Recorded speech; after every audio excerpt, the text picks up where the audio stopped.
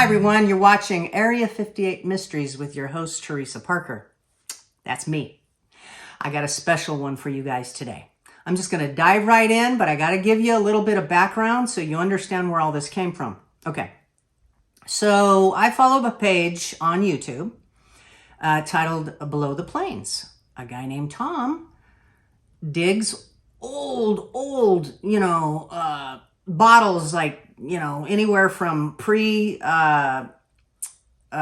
Civil War to early 1900s and maybe even beyond. But, most of the stuff he digs is super, super old, right? And I found his page and I was like, God, not only am I envious, I'd love to do what he's doing just for the thrill of finding something so old, but the stuff he brings up has serious historical significance in my eyes anyway. Recently he's been digging on places that had Civil War stuff in it, so major significance. Anyway, so I follow him on YouTube, but I also follow him on Facebook. And the other day, that was like I was drunk or something. The other day, he posted something that perked my ears up, both for this channel and for me personally. And so what I'm going to do is I'm going to read what he posted and refer you to his page if you want to see more of the graphics that went along with this particular post that he put out. Now, I'm just going to read it because this is just wild. Okay, he says the title is Bob Lazar, chance meeting with his parents. This is a map, and he shows a hand-drawn map of Bob Lazar drew for my parents on March 29th, 1989, shortly after he claimed to have left Area 51. If you don't know who Bob Lazar is, just Google him, he says. He drew the map on a back of a checklist for the trip that my mom had in her purse. Bob Lazar wrote, how to get to Area 51 for them. My parents told me a few times when I was growing up the story, and I hadn't seen the map until recently when I was cleaning out a cabinet so I could paint it. I'm paraphrasing, not reading absolute word for word. I knew what it was. I showed my parents and they confirmed the map he drew. Here's the story. Now, if you know anything about Bob Lazar, you know he was the guy who was a whistleblower for the government who said we had alien crafts, 9 of them, at Area 51 at a place called S4. So in 1989, my parents and grandparents were on a vacation in Las Vegas. My parents were having breakfast at the Maxim Casino's restaurant when a guy sitting at a table behind them turned and asked, "Do you believe in aliens?" That's weird. Okay, right there. Especially in 1989. Not knowing what to think, my parents laughed and said, "Sure." This guy had a serious look on his face, and he said he wasn't joking. Note that my parents are friendly, open-minded folks and will sit and talk with you for hours. Anyone for hours. This guy told them that the government was trying to kill him. I bet that was a bit of a surprise to his parents. He was telling as many people as he could about it as he feared for his life. He said he was a scientist who worked in a reverse engineering at the government facility called Area 51. He told my parents that he showed up for work one morning and some people wanted to talk to him. They led him into the building and a guard told him to walk straight ahead, not look at anything. He looked and saw some kind of craft. I think that was their introduction to him to see if he could handle it. Kind of slow introduction. Or maybe not so slow, but anyway.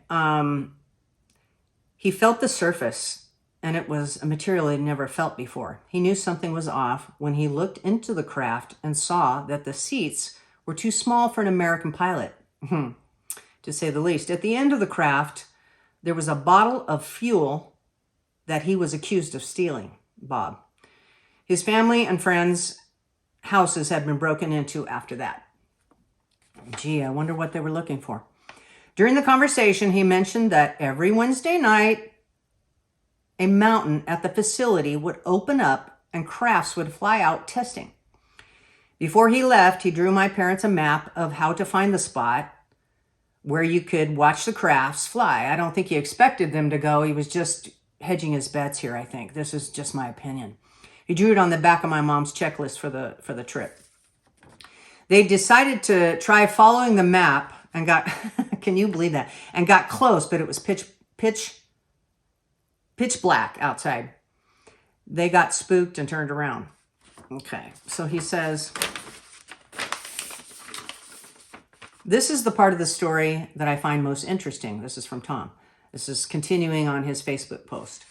Around the time Bob Lazar showed up, my parents and grandparents noticed at least 4 albino-looking guys, white hair, light eyes, walking around the casino. All of them were wearing dark blue suit coats. My grandma even pointed it out and mentioned how unusual it was. My parents got back to North Dakota. After my parents got back to North Dakota, my mom went to the grocery store to restock. She said there was an albino guy at the store, dressed the same way, who stood at the end of every aisle she walked down and just stared at her. Intimidation, they followed her. She was concerned and left the basket. She found the store manager and told him what was going on. They walked around and couldn't find the guy. However, when my mom left the store, she said the guy was standing across the street staring at her. No other occurrences happened. And then he goes on to say that he's not saying that, he's not claiming that his parents proved the existence of extraterrestrials, nor are they trying to make a believer out of Bob Lazar. Basically, he's just relaying the story. Okay. So that's interesting in and of itself, just to ponder and talk about and think about, because as you guys know, okay, so this was in, he labeled this March 29th, 1989. If you guys know anything about Bob Lazar, you know he came out to George Knapp, who is a journalist in Las Vegas. And I think this is what started his foray into aliens and, all that UFO stuff. So he tells a story here about what happened March 29th. But as I said, we all know, if you know anything about it, that when he came out, it was more like October, November. So he was contemplating, or I should say, he was telling everybody he could tell, I think at that time, that's the gist of this, that, what he knew, and he so he didn't get offed, basically. Because the government has a funny way of wanting to keep their secrets, and sometimes if you are secret about telling their secret, like he did when he first told George Knapp, he did it in shadow. You're going to find trouble. So not long after that, he came out of the shadows. I think that was from George's urging, because, if you tell the world what's going on, but the world doesn't know who you are, the world may not ever know who you are. So that's the gist of that. So day before, I talked to Tom himself. I don't want to make this about, something where you guys are all into calling Tom out for what he's telling his parents. I don't want this to be about that. So if you want to find his page, it's below the page. I'm sorry, Tom's page is Tom Ask Him. I guess that's how it's pronounced, like a Scandinavian. And then on YouTube, you can find Below the Plains. Go there, subscribe, watch all his videos. That's what I'm going to say about that, because the guy is totally worth it. This guy is brilliant. They probe the ground, they find holes, and they dig old stuff out of the ground where before no one knew it was there. So I think that's so cool, and I'm really appreciative of Tom calling me and telling me more about this story. So let's get on with the phone call. So Tom says that there was, hold on, I'm going to take a little sip. I'm thirsty. And it's just clear soda. So he says basically, and I wrote a couple notes here, that he's been researching this stuff pretty heavily since he found the document, the pages that came from his parents. He wrote to Bob Knapp recently, and Bob Knapp wrote him back, and he said, yeah, he got a hold of Bob regarding what Tom's parents had said and what Tom had said to him about the parents' meeting, and said it didn't happen. That should be the end of the story, right? Nah, it's not the end of the story. It only makes the rabbit hole bigger and more enticing to want to dive into. Let's see. So the grandmother wrote UFO, or the mom wrote UFO on the document. Bob did not write that.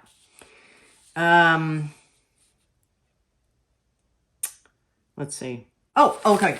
This is the most wild part of the story. Okay, so Bob tells him this fantastical story, and because they're friendly people, they're listening, and Bob tells him, hey, I'm going to be on TV this evening. The channel, and what he's going to talk about is UFO stuff, and he wanted to go up to these people's room to watch it.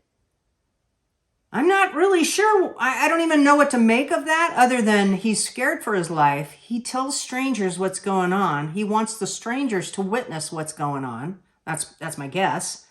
It's a little too weird for them, so they declined to let him into their room. But they did go upstairs to their room and watched Bob Lazar on TV talking about this UFO stuff. Now, if you know anything about, again, I'm going to just repeat the same phrase. If you know anything about when Bob came out, which was in the fall, it couldn't have happened with George at this time on TV. I don't think. So there deepens the mystery. Did this happen actually later? Because they know when they went to Vegas, I assume. So that leads to the map. There's a discrepancy on the map as well as the time frame of when this all went down. I happen to have relatives probably about 90 minutes south of Las Vegas, so I kind of know the area. I kind of know the freeways, highways, whatever. And so when Bob wrote the map, and you can, as I said, go on Tom's page and see it, you'll notice that he labels the road that would go up to where he wants to tell him how to get to Area 51 should be 93, but he writes 95. That could have just been an accident. It could have been somebody purporting to be Bob Lazar. It wasn't. I assume the parents would have seen the person on the TV and said, yeah, that's a guy I just spoke to. Which leads me back to, it has to be Bob Lazar that said all these things to him and told him to go upstairs and watch him on TV. The only mystery in my mind at this point is, when was this time frame to make it all fit together? That's pretty strange. But as I said, I looked at the map, and it all adds up. All of it adds up except the 93, 95. 95 is more west, very much more west. It goes straight up and down for a long while, but after Vegas, it kind of meanders left or west, whereas 93 goes straight up. And not the milestones, but the different things that he listed are up 93, and that would be the proper way to get there. And he does make that map that way. So I think it was either miswrote it, because here's the other thing. Okay, back to Tom's investigation on this thing, and I did some work on it as well, in terms of comparing letters written by, that we think we know Bob wrote, and letters that we're not sure about on the map, official stuff that we know he wrote, and then the map, which is I would call that unofficial only because, yeah, it was written by them. They watched the man do it, but, you know, wasn't Bob. Okay, so what I got off of it, and I did a letter by letter search, and I'm by no means an expert, but I am an ex-DOJ special agent with the California Department of Justice. So I'm a retired cop, so I've done a bit of this sort of work peripherally, but what I came up with was about 6 letters. I could say, gosh, they looked very much, they matched very much what was written when you're putting the two together. And I came up with about maybe, I don't know, 8 or 9 after that were maybes. And then I couldn't tell with the other ones because the other letters of the alphabet, because basically there were no exemplars on that. So like I said, I'm not an expert. Somebody comes in here and wants to do this and be an expert about it. Man, knock yourself out. I want to know. I think Tom really wants to know, so his parents. I don't believe his grandparents are around, but I don't think his grandma's around anymore. But anyway, my point is they want to know. You know, this is a mystery for them too, even though it was a long time ago. Tom says this is a family story that he's heard. He never saw the documents until recently when he was cleaning out a cabinet to paint. And so, I mean, you know, confirmation, number one, that his parents, you know, were telling him a story. It actually did happen because they found the paperwork. He found the paperwork. But I find this incredibly interesting. What do you guys think? First off, do you believe Bob Lazar? Second, do you believe these folks talked to Bob Lazar? I encourage you to go to Tom's site, like it, get on there and see this post. I encourage you to go to Tom's page, below the plains, and as I said, like and subscribe there. Watch everything he's got because it's so good. But I also encourage you to look up Bob Lazar if you don't know who he is. My goodness, if you're into aliens, you gotta look this guy up. And this is why I'm so interested in all this stuff. We live probably, I don't know, half an hour, maybe, no, probably 40 minutes, 45 minutes from maybe an hour proper to Edwards Air Force Base. We live about probably 40 minutes from Skunk Works, Lockheed. And we live quite a bit further, and just because it's logistics, to go around, you can't go through the mountain. We live a little further. As a crow flies, probably about 30 miles, 40 miles to Vandenberg. So we're sort of in the middle of those two things, you know? We get buzzed by aircraft all the time, going back from wherever they're coming from. They head right over the house, literally here. We see them all the time in the summer, jets. And if you get outside, they're already almost over the hill, the mountain ridge near us. By the time you get outside, if you hear them. Yeah, and that leads me to then another story, which I did talk about on my page here prior. One of the inhabitants that used to live in this house right here that I've been living in for 20 years, back in 95, saw a craft out here in the desert about a quarter mile away from our property, in front of, it's catty corner, right out in the desert. I mean, it's kind of like a little, how can I explain this to you? This mountain range, the way it kind of comes together is, this is sort of a 3/4 of a horseshoe kind of a thing, situation out here. Plus, and then you have the mountain range to flank one side. So I could see why if United States reverse engineered any kind of craft, I could see them wanting to fly it out in this direction, maybe sitting down where they did. It'd be a little bit of a cover for them, maybe. I don't know. So that was in 95, and around the exact time frame, I don't mean the exact night, it was not the same night, because we know this, I've been told. Our neighbors to the north, again, no sense of humor, said they saw a craft hovering between our properties. Again, a little bit of cover right there. Very low to the ground, both of them, lights, you know, no sound. So, you know, it kind of makes you wonder, doesn't it? I mean, it makes me wonder. I want to know what was going on back in the mid-90s. I bought this place. Tomorrow would be 20 years where we closed escrow and moved in. So it was probably yesterday that escrow closed. I'm sorry, it's today that escrow closed. Tomorrow would be the anniversary. So we actually came here 20 years tomorrow. But the story was told to me, and I had to tell the story to you because I find all of this extremely interesting. I picked out this post on Tom's page because it just flew off the page, and I had to talk about it.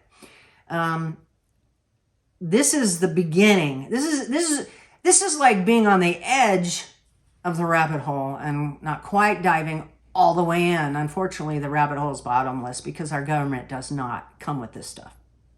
They just don't. Recently, as of a year ago or so, I don't know, we've had some whistleblowers come out and pretty much confirm what Bob was talking about.